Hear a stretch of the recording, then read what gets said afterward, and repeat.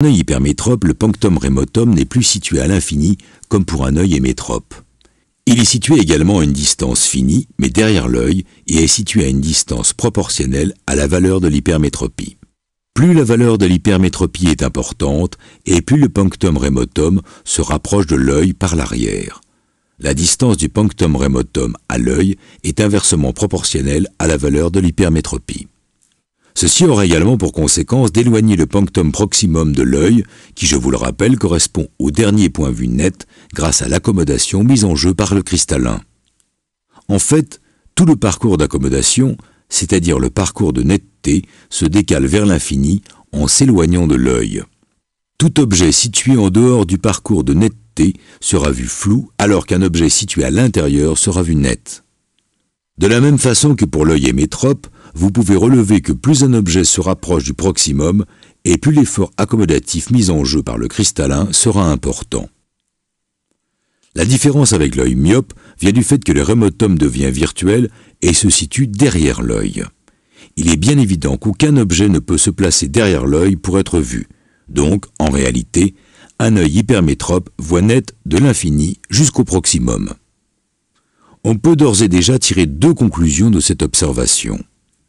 Premièrement, pour voir net à l'infini, l'œil hypermétrope doit utiliser l'accommodation du cristallin pour ramener la focalisation de la lumière sur la rétine.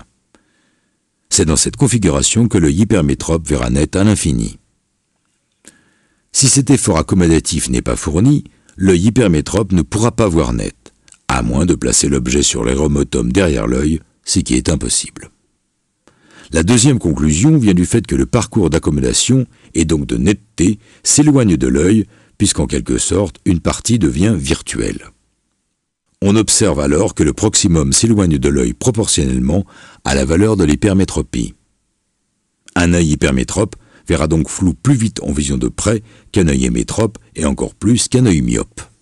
N'oubliez pas, tout le parcours de netteté pour un œil hypermétrope se décale vers l'infini. Afin d'observer la vision d'un œil hypermétrope de loin comme de près, je vous invite à déplacer la lettre objet.